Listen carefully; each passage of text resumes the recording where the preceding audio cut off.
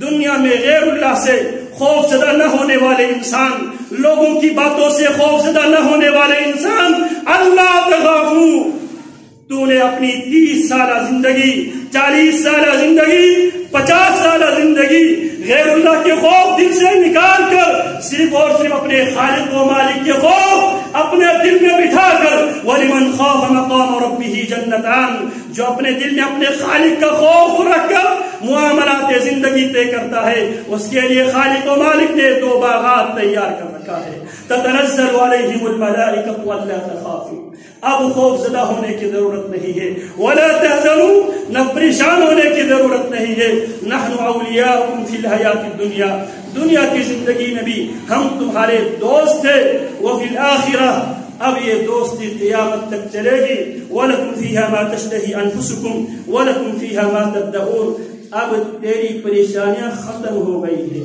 تیری مصیبتیں ختم ہو گئی ہے، تیری آزمائشیں ختم ہو گئی ہے۔ رسول اللہ صلی اللہ علیہ وسلم سے ایک جنازے کا گزر ہوا، آپ نے فرمایا مستریح او مستراح منہ، پھر اگلے دن ایک اور جنازہ کا گزر ہوا، پیارے پیغمبر پھر وہی جملہ ادا کرنے لگے، مستریح او مستراح منہ، یہ خود آرام اور راحت کرنے والا ہے یا اس کے جانے سے لوگوں کو راحت ملتی ہے؟ صحابہ کرام اس بات کو نہیں سمجھے، پیارے پیغمبر سے استفسار کرتے ہیں، سوال کرتے ہیں۔ اللہ کے حبیب دونوں جنازوں پہ آپ نے ایک ہی کمنٹس آپ نے کیے ہیں، مستریح او مستراح منہ۔ اللہ کے حبیب مستریح کیا ہے اور مستراح منہ کیا ہے؟ یہ صحابہ کرام کے رویے ہوا کرتے تھے، لیکن آج ہمارے رویے کوئی بات سمجھ بھی نہ آئے تو وہ پوچھنے کی ضرورت محسوس نہیں کرتے، ہم سارے سمجھے ہوئے، اور بدقسمتی سے سننے والے اس نیت سے آتے ہیں ہم نے صرف سننا ہے، اور سنانے والے اس نیت سے آتے ہیں ہم نے سنا ہے۔ یاد رکھو جو باتیں آپ سن رہے ہیں یہ باتیں آپ کے فیور میں بھی حجت بن سکتی ہے، آپ کے خلاف بھی حجت بن سکتی ہے۔ ایک ایک بات امانت ہے، جو امانتیں ہم تک پہنچی ہم دیانتداری کے ساتھ محنت کر کے کوشش کر کے آپ کی کورٹ میں وہ امانتیں ہم ڈال رہے ہیں، اور اس امانت کو آگے پہنچانا یہ صرف میری ذمہ داری نہیں ہے، سننے والے تمام افراد کی ذمہ داری۔ آگے سنیں، نزلا من غفور رحیم، تمہارے لیے جو تم چاہیں گے، جو تم ڈیمانڈ کریں گے، وہ سب کچھ اللہ نے تیار کر رکھا ہے۔ رسول اللہ کی میں حدیث سنا رہا تھا، رسول اللہ نے فرمایا مستریح او مستریح او مستراح منہ۔ صحابہ کرام رضوان اللہ علیہم اجمعین جو بات سمجھ میں نہیں آتی تھی وہ اللہ کے نبی علیہ السلام سے پوچھ لیا کرتے تھے۔ اگر کسی کو بات سمجھ میں نہ آئی وہ حق رکھتا ہے، فاسألوا اہل الذکر ان کنتم لا تعلمون، اہل ذکر سے ان معاملات میں سوال کرو جن معاملات میں تم جانکاری نہیں رکھتے، اور اہل ذکر کی ذمہ داری کیا ہے؟ بالبینات والزبر، وہ اپنی من کی بات نہ کرے، وہ کتاب اللہ کی روشنی میں، سنت رسول اللہ کی روشنی میں جواب دے۔ ہم سوال غلط کرتے ہیں، سوال یہ کرے کتاب و سنت کی روشنی میں، دین اسلام کی روشنی میں اس مسئلے کا حل کیا ہے۔ اگر آپ نے سوال ٹھیک کیا، جواب اس نے غلط دیا، آپ بری ذمہ ہے، ذمہ دار وہ ہے جس نے آپ کو غلط ٹریک پہ چڑھا دیا۔ ہم پوچھتے ہمارے مسلک کی روشنی میں اس کا حل کیا ہے؟ دین اسلام کی روشنی میں، کتاب اللہ کی روشنی میں، سنت رسول اللہ کی روشنی میں حل کیا ہے؟ تو صحابہ کرام یہ رویہ رکھتے تھے، جو بات سمجھ میں نہیں آتی پیارے پیغمبر سے سوال کیا کرتے تھے گفتگو ختم ہونے کے بعد۔ تو صحابہ کرام نے سوال کیا، اللہ کے ابھی دونوں جنازوں کے متعلق آپ نے مستریح او مستراح منہ کہا، کیا ہے مستریح اور مستراح منہ؟ رسول اللہ فرماتے ہیں جو مستری وہ ہے جو مومن اللہ کا بندہ، موت اس کے لیے راحت ہے، موت اس کے لیے نعمت ہے۔ جب موت آتی ہے دنیا کی تمام پریشانیوں سے، تھکاوٹوں سے، تکلیفوں سے اسے راحت ملتی ہے۔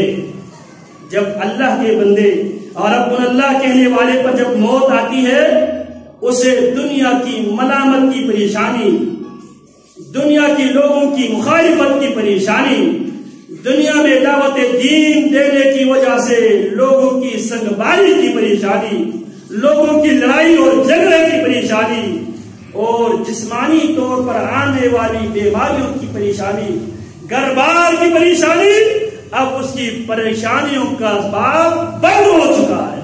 مستریحٌ، یہ وہ انسان ہے جس نے رب اللہ کہا اور رب اللہ پر قائم و دائم رہا۔ جب موت آتی ہے اس کی پریشانیوں کا سلسلہ ختم ہو جاتی ہے۔ والمستراح منہ، یہ وہ ظالم ہے جو کتاب اللہ کو نہیں سنتا تھا، کتاب اللہ کو نہیں سمجھتا تھا، کتاب اللہ پر عمل کرنے کی کوشش نہیں کرتا تھا۔ کتاب اللہ کیا تقاضا کرتی ہے؟ کتاب اللہ چوری سے، ڈکیتی سے، زنا سے، تمام معاشرتی بیماریوں سے کتاب اللہ روکتی ہے۔ کتاب اللہ کو ہم نے کیا سمجھا؟ یہ میتوں کو بخشوانے کی کتاب نہیں ہے، یہ انسانوں کو صراط مستقیم پہ گامزن کرنے والی کتاب ہے، یہ چوروں کو محافظ بنانے والی کتاب ہے، زانیوں کو عزتوں کے رکھوالا بنانے والی کتاب ہے، قاتلوں کو انسانی جانوں کی محافظ بنانے والی کتاب ہے، ڈاکوں کو راہ گزروں کے محافظ بنانے والی کتاب ہے۔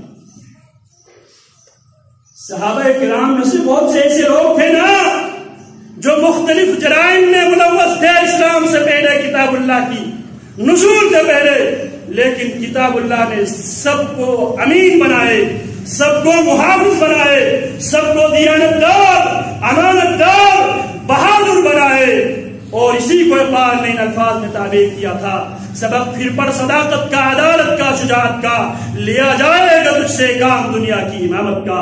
کتاب اللہ صداقت کی دعوت دینے کے لیے، امانت کی دعوت دینے کے لیے، دیانت کی دعوت دینے کے لیے، شرافت کی دعوت دینے کے لیے کتاب اللہ آئی۔ والمستریح منہ، یہ وہ ظالم ہے جس نے کتاب اللہ کو نہیں سنا، کتاب اللہ پر عمل نہیں کیا، کتاب اللہ پر ایمان نہیں لایا، کتاب اللہ پر یقین نہیں کیا، دنیا میں منمانیاں کرتا رہا، لوگوں کی عزتوں کے ساتھ کھیلتا رہا، لوگوں کے مال ناجائز طریقے سے ہڑپ کرتا رہا، لوگوں کو بیوقوف بناتا رہا، ناپ توڑ میں کمی کرتا رہا، جہاں اس کا بس چلتا تھا وہاں تک وہ ساری بدماشیاں کر کر کے اللہ کے بندوں کو ستاتا رہا۔